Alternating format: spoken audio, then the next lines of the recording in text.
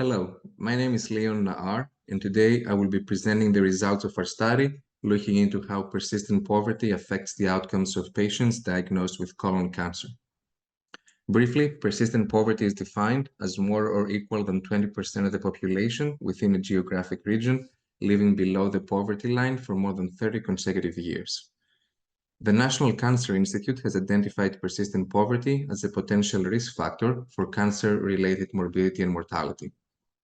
Our goal was to assess the effect of persistent poverty on the outcomes of patients diagnosed with colon cancer. To do that, we used the California Cancer Registry and we identified all patients with a new diagnosis of colon cancer between the years 2017 and 2020. Online health resources and service administration files were used to capture clinician data across different counties. Published statewide data on persistent poverty census tracts were used to classify patients based on the density of persistent poverty within the zip code at the time of diagnosis into 4 groups. No persistent poverty in less or equal than 25% of census tracts, persistent poverty in 26 to 50% of census tracts, and persistent poverty in more than 50% of census tracts. Our primary outcomes were overall and disease-specific mortality. We also conducted a sub-analysis to evaluate pre- and post-diagnosis differences in the care of these patients that could potentially be affecting the observed outcomes. Starting with the Cox regression models for our primary outcomes, using no persistent poverty as the reference value, regarding overall mortality, a stage-wise increase in the hazard ratios was observed as the density of persistent poverty increased. This association was also maintained when looking into disease-specific mortality, with the difference that in the low-density persistent poverty group, only a trend to statistical significance was observed. In addition to that, on multivariable regression analysis, patients coming from high-density persistent poverty areas were 23% more likely to be diagnosed with a more advanced stage 4 disease compared to stage 1 to 3 disease. Now, looking into preoperative factors that could be driving this association, on descriptive analysis, we showed that patients coming from higher density persistent poverty areas were more likely to live in a county with fewer PCPs, gastroenterologists, as well as general surgeons.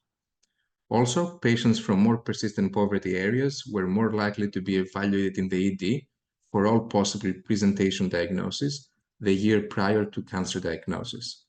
Interestingly, though, when looking into ED diagnoses that could be possibly related to the colon cancer, no differences were observed across the different groups of persistent poverty.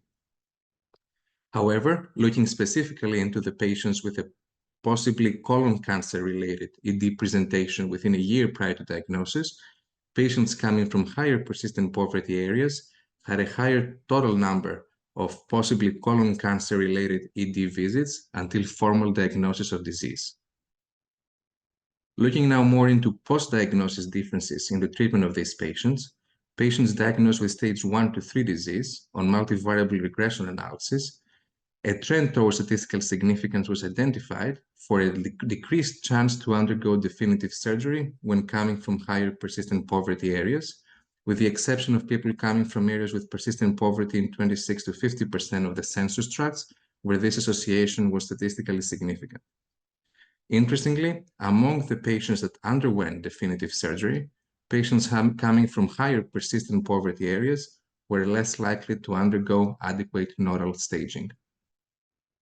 In addition to that, looking now into patients with stage 4 disease, on multivariable regression analysis, coming from areas with higher persistent poverty was associated with a decreased likelihood to undergo systemic treatment. Overall, our results show that persistent poverty is an independent risk factor for increased overall and disease-specific mortality in colon cancer patients. And this association may be a result of significant differences in access to care, as well as post-diagnosis non-adherence to guidelines in the care of colon cancer patients. Our next steps in this line of work will include better evaluation of the inequities in access to care, as well as better understanding of the reasons behind non-adherence to the guidelines in the care of patients with colon cancer. Finally, one limitation of our study was the inability to evaluate adherence to colon cancer screening in people coming from areas with different persistent poverty rates, which would also provide helpful insight. Thank you.